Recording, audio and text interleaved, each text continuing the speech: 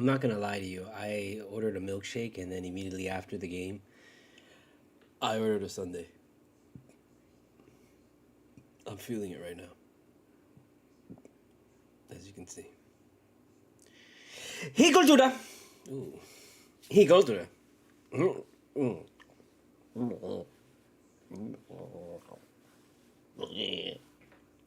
He Cultura. He Cultura. However you say it, that's how you say it. I don't make the rules. I just make the rules. I am Studio Mogura. Studio M-O-G-U-R-A. Is that what we're going to do? We're going to do it fast, quick, and easy. Are you ready?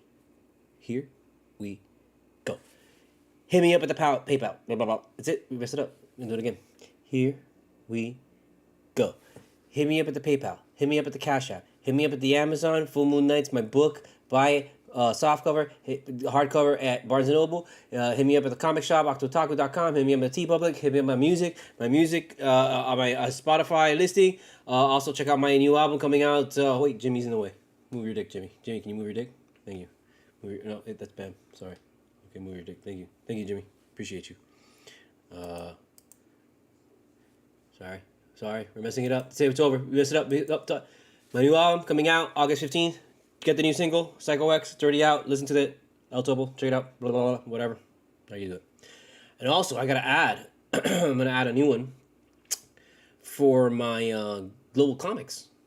Actually, I finally uploaded all my comics to Global Comics. Global and then Comics, COMIX, I think, .com. And all of my International Horror Association comics are up now, so you can go ahead and subscribe and check that out. You'll get the first 2 issues free. 8 pages of horror awesomeness. No, 16 pages of each one. Each comic is the first 2 is 8 pages and 8 pages. So that's 16 pages of horror awesomeness. And then the other 2, you get like a little free preview, and then you got to subscribe to see the rest.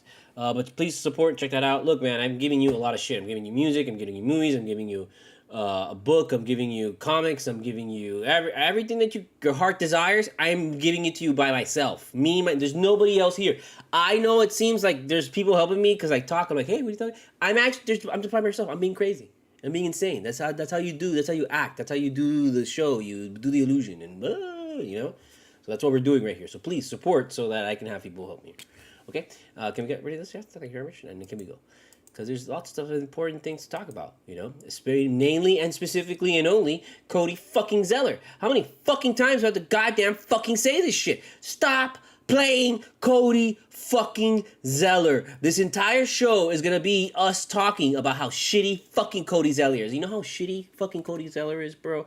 You know how shitty Cody Zeller is? Cody Zeller is shitty because that guy is probably under like 30 years old. I think he's under 30. He can't be more than 30 years old. I know he's been in the league for like maybe 5-6 years, something like that. I don't even want to check. I don't want to check. I don't want to see. I don't want to know if I'm right or not. I don't care. I'm going to fucking pretend that motherfucker's been in the league for like 4 years. So that motherfucker's like 25, 26, 27, 28 years old, something like that, maybe even 30. And that motherfucker looks like he's 58. Everybody talks about Jokic looking like older and all like sloppy. No. Cody Zeller looks like somebody that should not be playing this game.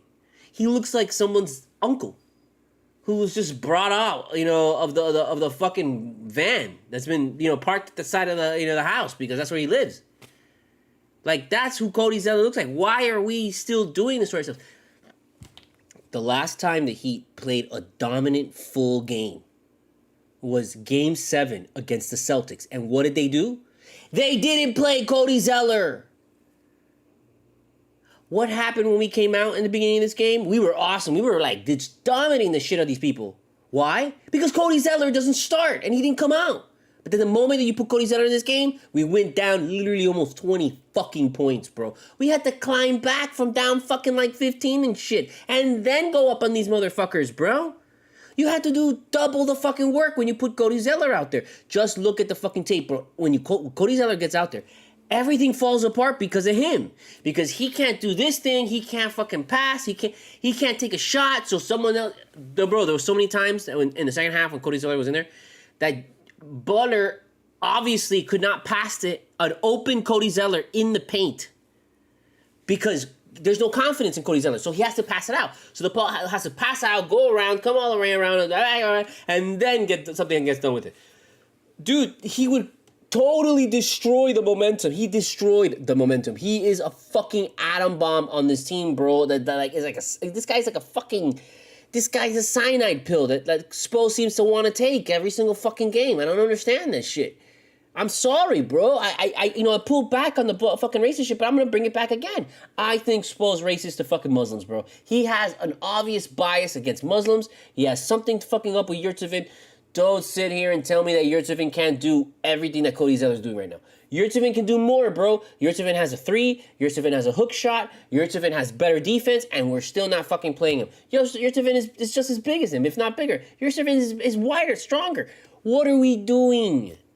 What are we doing? Why are we putting this lame, white privileged white guy out there that doesn't even belong on an NBA team? He does not belong on any NBA team. He gets killed by everybody. Ever since we've gotten him, he's just gotten killed. He hasn't fit here. He doesn't fit here. And heaven forbid, oh my God, if we win a championship with this fucking guy, which, we're going to have to, because we want to win a fucking championship, right? So if we win a championship, that means we're going to win a championship with Cody Zeller and give that fucking asshole a ring. That fucking asshole doesn't deserve a ring.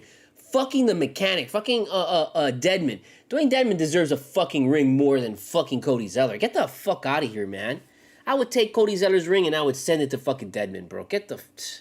It's a goddamn fucking shame, bro, that we have to deal with this fucking guy. And I guarantee you, next game at home, if you play Cody Zeller, we're losing. If you don't play Cody Zeller, we're winning. It's that simple. There is no, oh, well, the zone did this and the zone did that. The zone only works literally because Cody Zeller is not in there to fuck it up, okay? Every offensive thing works simply because Cody Zeller is not in there to fuck it up. That is the key to this series. That is the key to our fucking, our championship. If we play Cody Zeller, we will lose. If we don't play Cody Zeller, we will win. That's it. I don't want to hear three-point shooting. I don't want to hear this. I don't want to hear that. I don't want to hear none of that shit. It is fucking this one man. If I were the owner, if I were Pat Riley, I would go down there and I would fire Cody Zeller. I would tell Cody Zeller, get the fuck out of here. At halftime, don't even fucking come out, bro. Don't even fucking come out. Just go on the plane right now and get ahead of us. Please, go back to Miami. And when you get back to Miami, don't even come to practice. You're fired. We don't need you. God, get the fucking hell out of here, bro. Put Cody Zeller on a fucking rocket to the moon. Put him on the Artemis, bro. Send Cody Zeller to Orlando to train with NASA and get put on the Artemis and sent to the fucking moon. And then when they're circling the fucking moon in the Artemis, because the Artemis trip is not a trip on the moon, they're just gonna circle it. I would have everybody just strap in and everybody give the eye wink like that. And then when they're ready, they open up the fucking door, don't tell anything about Cody Zeller, and kick his fucking ass out into fucking space, bro. And just, hope for the best for him, dude. Because, Jesus, this guy is a plague among humanity, bro. You think Duncan Robinson was bad? Because Duncan Robinson, you got it at your night. You love Duncan Robinson tonight. Oh, Duncan Robinson, he finally showed up. Blah, blah, blah, blah. That's the $80 million. So we paid that motherfucker that he should have fucking had last goddamn fucking year. Don't ever forget that. Be happy for him. Finally he's coming around. But don't you ever goddamn forget that $80 million that we paid that motherfucker and all this before, we should have gotten that last year. And we didn't. Okay? We're getting it now. And again, there were no all wide open shots. Duncan Robinson was making threes in people's fucking faces and he was going at the rim and all this and that. There were no open threes. And if there was an open three out there, you would have missed it. And we would have been done. I don't mean like in the game. I mean humanity. I mean like reality, done. Button, pressed, aliens, goodbye. Duncan Robinson. Don't get enamored with him. That motherfucker's just doing his goddamn fucking job that he was paid last year to do. So he's late on all this bullshit. He's late on all these games that he's playing awesome. He's late. This is the equivalent of someone showing up late to class and then getting a B+, or maybe an A-. Okay? Because it's a B+ because he didn't stay the rest of the game. They had to pull his ass out because his defense was fucking shoddy and he wasn't touching the ball. That's a B+. That's not an A-. He had a great sequence there. Thank you very much. But I'm not gonna get enamored with Duncan Robinson. This is the code that Duncan Robinson is that we are slowly breaking. Okay, don't get enamored with him. You put him out there. If he makes his first couple shots, you leave him out there. If he misses his first couple shots, you're taking the fuck out. That's it. That's how it goes with Duncan Robinson. Period. He either shows up or he doesn't. And thank God, lately in the last couple fucking games of this, he smells. It's like you can see this, bro. He smells a championship. And he finally smells it more than like he smelled it in the bubble and he smelled it here and last year. He smells that shit. And he sees how like, yo, no one else seems to be doing anything, so I'm gonna fucking be the one to do it. And then he does it in those moments, and he seems to do it at the right fucking time, which was the difference, you know? Previously, he just wouldn't do anything. He would just look at everybody like, ah. But now he's actually taking the initiative, bro. And he's finding that, yo, he is good. If Duncan Robinson just really, if you made him a point guard instead of a fucking whatever the fuck he is right now, which is just like a fucking corner 3 shooter, and then like, we're all surprised that he takes it to the basket. Shut the fuck up, man. I've been saying for fucking 2 seasons, man. There was a game last season. There was like a string of games last season where Duncan Robinson had to kind of play the point guard because Lowry was injured. And I'm pretty sure Gabe Vincent was injured. And like, I think Tyler Hero was injured. We were all fucked up. So at some point for like 3 or 4 games, fucking Duncan Robinson had to take the point. And we were great in those games. I think we won those games and shit like that, bro. And Duncan Robinson was awesome. He put up a bunch of fucking points. It was like a string. And then we went away from that shit. Never did it again. And so all these times where you see Duncan Robinson handling the ball and like all of a sudden when he handles the ball like a point guard and he's passing and he's making moves and he's all this shit, people are like, oh my God, I didn't know you could do this. Shut the fuck up, man. You just don't watch the fucking Heat, bro. You just don't watch the fucking Heat, man, because Duncan Robinson has been doing this shit since the beginning. And that's why it's so goddamn fucking frustrating. That's why I personally fucking hate this man, because this man has the potential to be, this is going to sound insane, and I've said it before, sounds insane. I'm sorry, but it's the truth, dude. He has the potential to be one of the best players in the fucking league. Why? Because the league is a 3-point shooting league. We are no longer a league of Michael Jordans. We are no longer a league of the big man. I don't care what you see with Jokic. I don't care what you see with fucking whoever the fuck. We are a 3-point shooting league, okay? If he hits that 3 at the fucking end of the game, what the fuck are you saying? Exactly. It's a 3-point shooting league. Now more than ever. And this is a man that has the potential to be one of the deadliest 3-point shooters. He already got the fucking record for the Miami Heat for most 3-pointers, and he's only been here like 5 years. What is that? That's crazy. And he barely plays because he barely fucking played this entire season. He sat out half of the season because he was shit. He was pure shit. Like the shit that comes out of your ass that is so fucking hot that you're like, oh my God, like it's taking a fucking buzzsaw to your ass crack. Dude, he was worse than that, dude, this season. He was terrible this season. Don't get enamored with this fucking guy, bro. Applaud him and then send him back to the fucking bench. And when we're back out there next game, you send him the fuck out there and you see if you can get whatever you can get at him and then you put him back if you don't get shit. Fuck that. Don't praise this fucking guy because this guy, yeah, he's worked fucking hard, but he's still a fucking year late. What do you do to a student that shows up late to fucking class a year later with the best score in the fucking class? But he's a year later. What do you do? I mean, you're gonna pray, hey, you made it, man. Finally, yeah, great. But, you know, we kind of paid you for this last year. Just so you know. Because this motherfucker's gonna have to take a pay cut. I don't give a shit. I don't give a shit with his performance. 2 things are gonna happen with Duncan Robinson. 2 things. Either A, he takes a fucking pay cut and he stays here. Or B, he gets traded somewhere else for somebody. Because right now, he's getting traded. And he better be fucking traded next year, dude. I don't give a shit how good he's looking, how much better he's getting. He's only good here because he's here, okay? He's only good because he's here. If he goes to the Knicks, he goes somewhere else, bro, he's not as good. He's not as good. Fuck you. Fuck you, bro. He's only good because of the people around him here in Miami and because it's Miami. That's it. Anybody else, nobody else picked up this guy. Nobody else will want this guy. We dumped this guy. Everyone's going to think we got to pick him up. They will trade us fucking Kevin Durant for Duncan Robinson right now. You better believe that shit. So this is why it's important to fucking come out here and close this shit and win the fucking season, because the next year, you gotta trade Duncan Robinson. You can't fuck around. You either fucking trade his ass or you get a fucking pay cut from his ass, because that's what we need to do. Fuck him, bro. He's not worth $80 million, even with his fucking performance and shit like that. I don't give a fuck. No. Fuck that. No. I'm not gonna go through that shit again. You're gonna tell me, all of a sudden this guy's gonna fucking be... I've been saying it. He has the potential to be the fucking one of the greatest basketball players in the NBA right now. He does. If he just takes it to the basket, He'll always have that because people are expecting him to shoot the fucking threes. They don't expect him to go to the basket. So he'll always have that. And then he'll always have the pick and roll of the Bam coming up there and do the fucking slam. He'll always fucking have that. And then he'll always have the three in your fucking face. Because that guy, all he probably did was just shoot threes all day. That's all he's done. So he can hit the three. So he will thrive in today's league. But yet, he chooses not to. So this is why he's so fucking frustrating, which is why now you're all like super happy and you're in amazing and you're happy for him and oh my God, is it? But reality, dude, if you're watching this fucking guy, he's one of the most frustrating players I've ever seen in my life, dude. Ever. Okay? This is great that this is happening for him. But I'm not gonna fucking get enamored with him. I'm not gonna be tricked by it. You're gonna have to raise a fucking goddamn, the O'Brien trophy over your fucking head for me to fucking be like, okay, we're good now. That's it. Sorry. Congratulations. Got a great night. Do it again. Plain and simple. Do it again. Do it 3 more times. That's all you gotta do. 3 more times. You can't do it 3 more times? Come on. Get out of here. That team is trash, bro. I look at the Nuggets and I get the same vibe that I get from Milwaukee, the same vibe from the Knicks, the same vibe of the Celtics.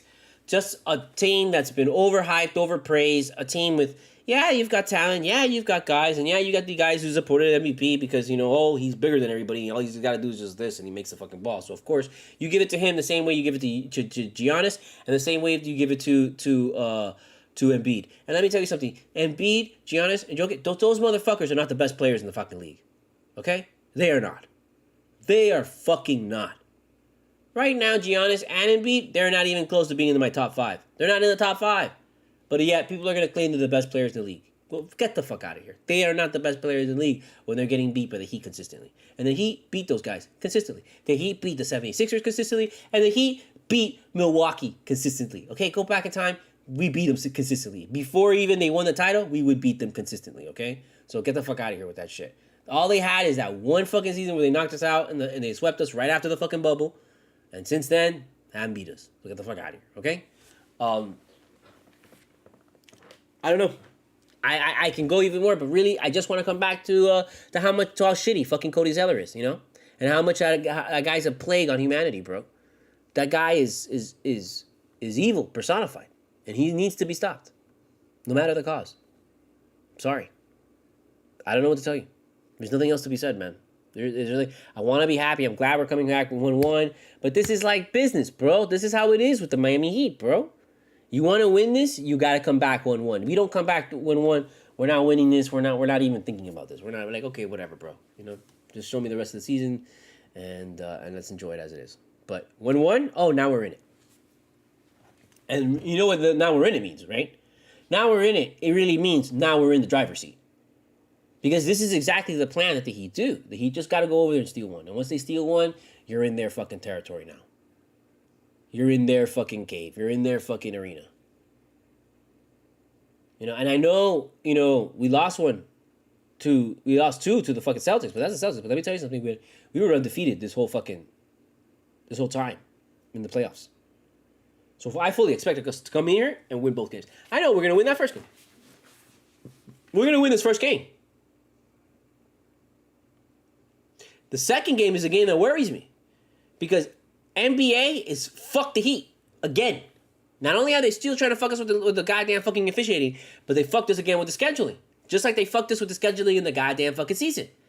There is only 1 day of rest in between both Heat home games. While in between every Denver home game, there is 2 days of rest.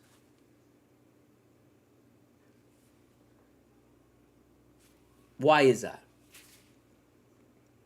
Why is there only 1 day of rest in between the 2 Miami home games? But there's 2 days of rest in between every Denver home game. Why? Don't tell me the air.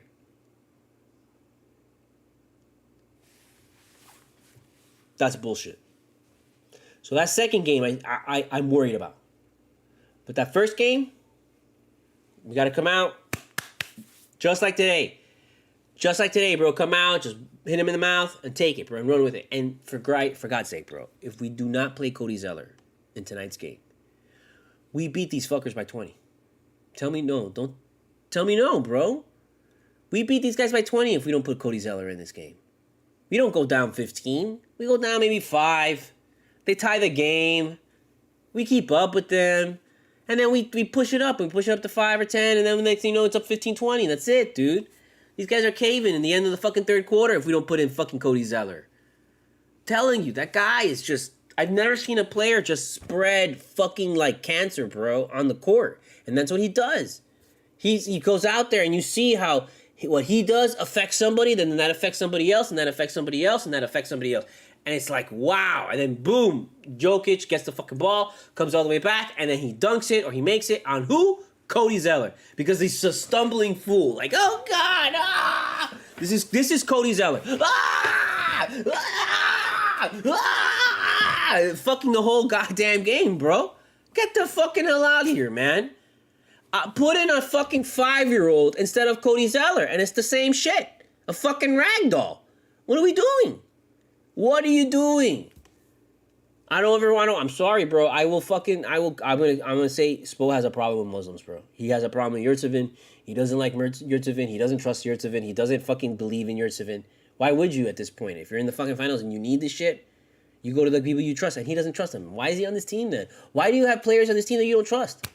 I want a team that I can go and put any motherfucker on the goddamn court. And I thought that this was his team. But apparently to Spo, who's a mastermind fucking mad scientist, he don't like him. It's not good enough for him. Even though this guy literally has better offense, better defense, better size, better everything. He's been here longer.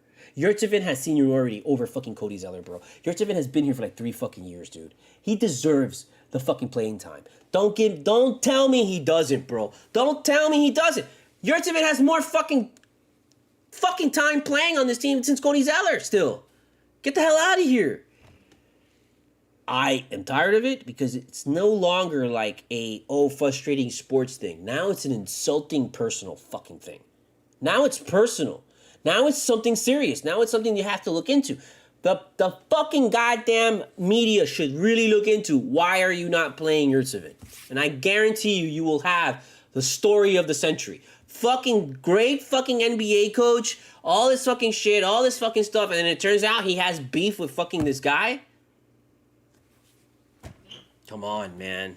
It's ridiculous, dude. It's ridiculous here. I can't celebrate this shit because this whole game should have been a celebration. It should have been a 20-point lead, 20-point blowout. Before the fucking game, I was like, I want to fucking blow out this game. I want to blow out this game, and I want to show Denver out there, I want to put fear into those motherfuckers, because when you fucking win a close game, they're going to be like, oh, well, we had on the last shot, and the same way that we were last year. Oh, we could have won it because this guy missed. So they're not convinced. But if we blow them the fuck out, we put the fear of God in them. And they're like, oh, shit, what just happened? And AC just blew us the fuck out at home? How?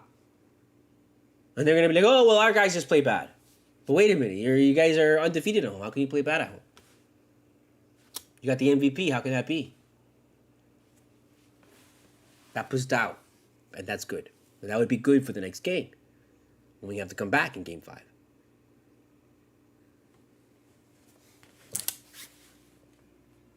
Wasted opportunity, bro. If we lose this fucking game, let me tell you, bro, everybody's should be asking for Spo's fucking head. For this goddamn Cody Zeller bullshit. I'm not gonna forget this shit. I don't give a fuck if we win the title, bro. I'm not going to forget how he just stuck with this guy, dude. And it's just, I know it's crazy. Oh, look at it in the bright side. We won with this guy. Look how great we are when we win this guy. I don't want that. I don't want that shit, bro. I don't want that responsibility, dude. This guy's a fucking menace, man. And I need to know why. I need to know why we are even sticking with this person, bro. This is like, who killed fucking JFK kind of level of conspiracy. In my opinion, it totally is. This is Bigfoot. This is Loch Ness. This is the key to humanity, and we need to find this out seriously. I don't have to go really long, bro. I really don't. It's 30 minutes is enough for you guys. You guys had like a bunch of other people talking. It's kind of shit. What am I gonna do? Keep rambling for another hour? I don't want to ramble for another water. I want to draw, or maybe even play some more Planet Side, or throw some South Park and just watch on TV and just chill, bro. Because this was a great game. This was an enjoyable win. I want to enjoy this one. I want to enjoy the flavor and the smell and the feel and the vibe of it and all that kind of stuff. And the fully well knowing that we're coming back to Miami, bro, with the fucking power and the thunder and the heat and all that kind of shit, bro. We're gonna really fucking put the hammer on these people, dude. And do you know what's gonna happen to this fucking to Denver when they go down 2-1 in Miami, bro? Fully well knowing that we're like a fucking championship level team that's won titles before. Like, that breaks a fucking new team, bro. That'll break those fuckers, man. Bro, break them early. That's how you do that shit. That's how championship teams do it. If they come down to Miami, we blow them out in game 1, and then we squeak out a close fucking win in the game in game 4. Coming back to Denver, they're gonna be desperate, dude. Of course, because if not, then they're out. But that's exactly where you want a team like that to be, is desperate and like inexperienced, dude. And that just takes over, man. That takes over in the finals, man. And that's how you really play this game, dude. That's how you play the finals. Is the experience is so important. It's so important, man. I'm sorry, that's how I feel, bro. That's why it was so hard to beat the Spurs, because the Spurs had experience, man. We beat the Dallas that first time because we both were two teams that had never been to the finals. So it was like great. It was weird coming into the fucking finals this series. It was almost as if people forgot we won titles. Everyone was so enamored with the whole 8 seed bullshit, even though they fucking ignored that shit the entire time during the fucking Celtics series because they wanted the Celtics to win and they wanted the Knicks to win. And of course Milwaukee was gonna win. Please, man. Like, people came into this fucking finals, bro, totally fucking forgetting that the Heat had 3 fucking rings already. And everyone was acting like these are two teams that have never won a fucking championship before.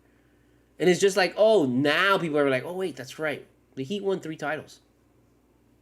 You're going to fucking learn. You didn't learn at all. You haven't learned yet. But you're going to learn.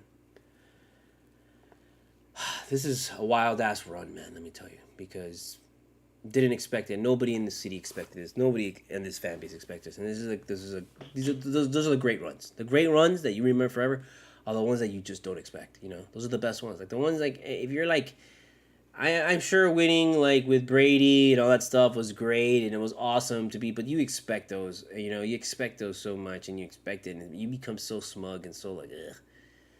Like, people hate us because we're just a fucking tough team and you can't get rid of us, dude. It's not like people hate us because we've won a bunch of shit. Even we've won titles, but they're all spread out. The only 2 titles that we had that were with the Big 3, and even then, as much as y'all want to talk about the Big 3, bro, Big 3 was hard as fuck. They lost the first one. They only won 2 out of 4. Get out of here. And then they only lasted 4 years. This Heat group has been around longer than... They've been together longer than Big 3. They've been together since like 2019. Since 2019, 2018, and Bam's been here since the end of Bosch. So it's like, these guys have been here longer than the Big 3. So these guys deserve a little bit more credit than the Big 3. I think this is a better team than the Big 3. And let me tell you something, bro. I think this team is kicking the living shit out of the Big 3. Because they play better defense than the Big 3. Who plays great defense. Let me tell you, the Big 3 is, they're the ones that pretty much, they're the foundation of the defense that you see right now. But our guys, there's a lot of guys that are good defensively and offensively. And in the Big 3 era, it was only very slim. It was like, if LeBron, Wade, and Bosch weren't doing it, you had to fucking like sacrifice every fucking goddamn fucking chicken and human on the face of the earth to get anybody else to fucking make a shot. And if they did, it was like un milagro. And that's why it was like when Shane Battier was making shots or Miller was making shots, it was like, oh, fuck, wow, oh my God, these guys are in tune. And it was just that. Everybody was in tune. It was like a symphony at that point, Everyone was playing their notes and hitting everything. It was like, it was pulling out their masterpiece. And that's how it is, That's why momentum is so important in NBA and in any sport. Like, it spreads, man. That shit spreads. Like, when you're playing really, really good, it spreads. Look at when Duncan Robinson was playing really good. That just spreads to everybody else. That's why Cody Zeller, it's really important not to let that guy out of his fucking cage. Lock him in a fucking cage. Lock him in some fucking box somewhere and put him underneath a fucking staircase, man. And wait till the series is over to let him out. Okay, Cody, you can come out now. Just like that. It's no big deal. It's okay, man. It's the finals. Don't let it slide. He's a man. If we told Cody Zeller right now, Cody, we can guarantee you an NBA championship, title, a ring, a bonus, possible contract extension, possible better contract in another team. If we just can lock you in this steel box and put you underneath the staircase for the next 2 games, we'll feed you like whatever, and there's a couple holes so that you could have breathe, and then we'll put a fan next to it so there's a little bit of air circulating into it, but you got to stay in the box underneath the staircase for the next 3 games, and that will guarantee us a win. Do you think Cody Zeller would take that? Is he that kind of a team player? Is Cody Zeller the kind of team player where he would put himself into a fucking into that box with the spikes and shit? I forget what it's called. It's on the tip of my. Sorry, it's a sarcophagus, but it's an Iron Maiden. Like, if we had to put Cody Zeller in an Iron Maiden for 3 days to win a title, would he let us do it? Is he that kind of a team player? I know Jimmy Butler would. I know Caleb Martin would. I know Gabe Vincent would. At this point, I think Duncan Robinson would too. I know Bam would. I know UD would. I know most of the guys on this team would sit in a fucking Iron Maiden to win a goddamn title. Would Cody Zeller do it?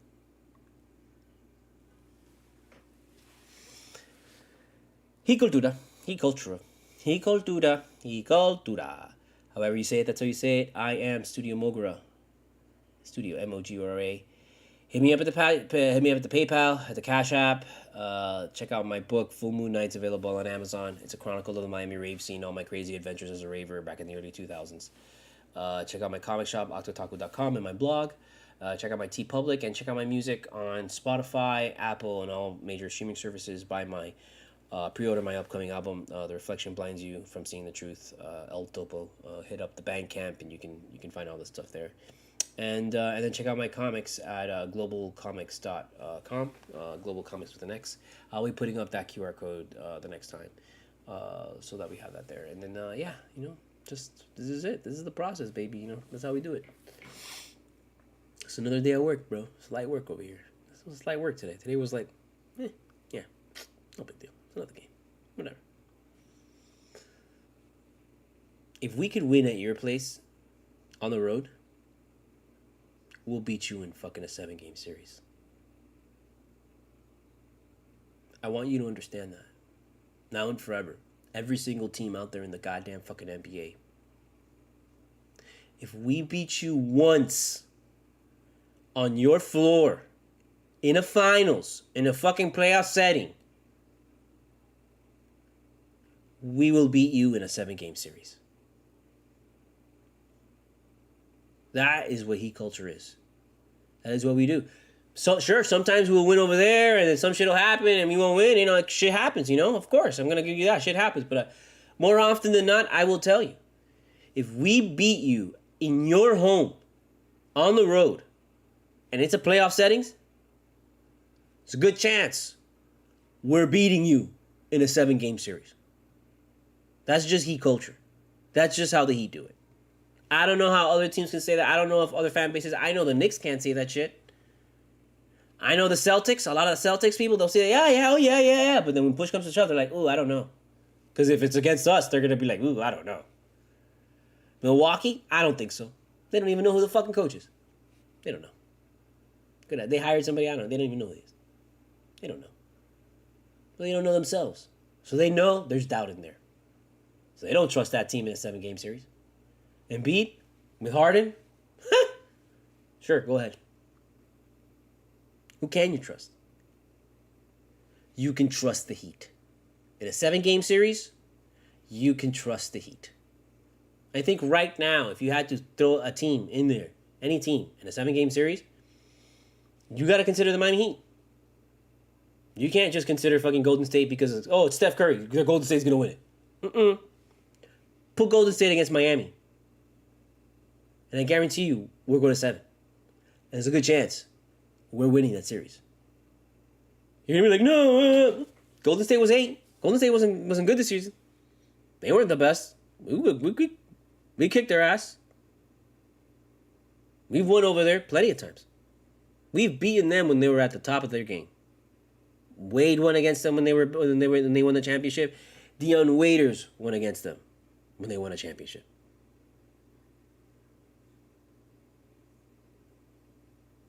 This organization is capable. You have to start respecting these. You have to start respecting the process. You have to. I know it's annoying to hear heat culture. You want heat culture in your fucking organization. That's why these people are like the Borg, bro. They are implanting themselves in every single organization. And the last organization that needs to be implanted is the Denver Nuggets right now. Because everybody on the West, even though they're not playing the Heat right now, they want to be the Heat right now. Because if they can see that the Heat beats the Denver Nuggets, they're going to fucking copy that formula. So they have to get through Denver. And you're watching the Miami Heat beat Denver. So you don't think other teams are going to copy the Miami Heat? That is us implanting Heat culture into their system. That is what the Borg do. That is what the collective does. Because we are Heat culture. Resistance is futile. Don't freak out. Just freak out.